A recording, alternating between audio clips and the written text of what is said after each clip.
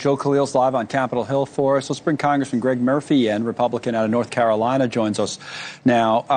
Congressman, the Vice President of the United States, I want to put up what he said about this. He says that the president has not issued illegal orders. The members of Congress telling the military to defy the president, by definition, that's illegal. Is that true? Because they're saying, again, as Joe just pointed out, you shouldn't follow an illegal order, not necessarily saying whether any of the orders from the president are illegal. At least that was my understanding. How do you see this? Connell, it begs the question, why this, why now? Because that's always been the case. You don't follow illegal orders. Are they implying that the president's orders are illegal? And why are Democrats only doing this? Why are they doing this? This is obviously a political move. They did something wrong.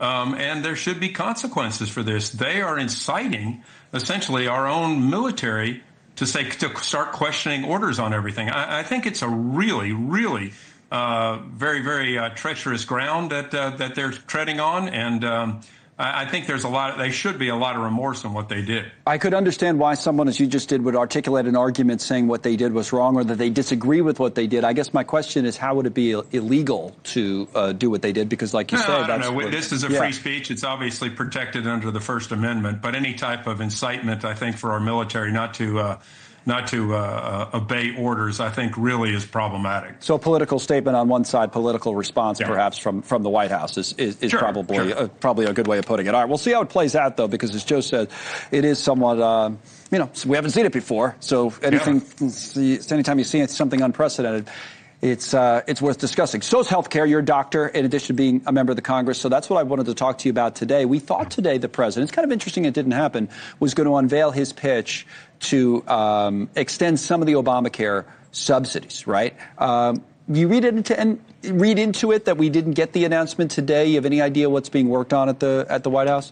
Yeah, no, there's a lot of things swirling, Connell, about what is going on. And, I will say this, Obamacare was written by insurance companies for insurance companies, and it's blowing up in their faces because their stock prices have been plummeting, and there are ways to raise premiums to help make up for all of that stuff. So, look, there are a lot of things that are causing the rise in healthcare costs. It's not just insurance company profits. There's a lot to go on with this.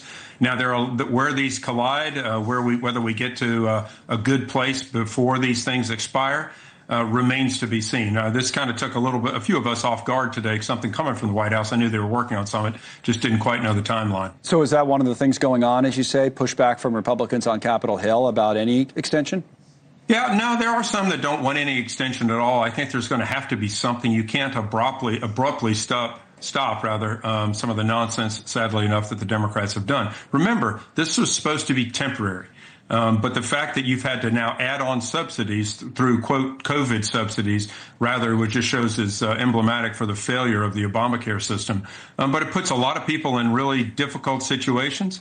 And I think there needs to be a lot of thoughtfulness on how we phase these things out and actually get to the root causes of why healthcare in the United States costs so much. Totally understand the political and economic argument of them being temporary, but I also kind of sensitive to the personal arguments and stories that we've had on this show and others. For example, our NewsNation station, KSNT, spoke to this woman, Dawn Wheeler, about the subsidies that, she and others received, this case funding breast cancer treatment. Just listen to this clip and then maybe come back on the other side and tell us what you think is the best way to go about this. Take a listen.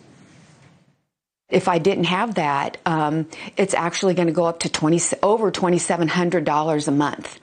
And I don't know of too many people, unless they're ultra wealthy, that can afford that. So hoping for the best in Washington right now. Yes, but not putting my faith in that.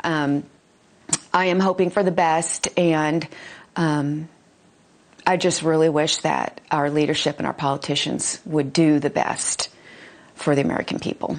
Okay, so what do you say then, and I get it, there's an argument to be made, as you say, that maybe the government can't afford to extend something that was supposed to be temporary, but what about someone who can't afford, those types of situations in their day-to-day life? What do we do? Yeah, I think we're going to have to do something. I think it would be wrong to not do something. The real question is, why are the premiums going up so much? As a member of Congress, I'm forced to be on Obamacare. My premiums have gone up 100% in 4 years. 100% in 4 years. I got the bill the other day. I couldn't believe it.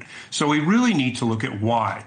the costs are going up so much, and we will have to confront these really with vigor and with a lot of real discernment to bring the cost down so premiums do come down. We'll see what the president's plan is, maybe in the coming days. Not today, though. Congressman Greg Murphy, thank you. Always a pleasure having you on. Now,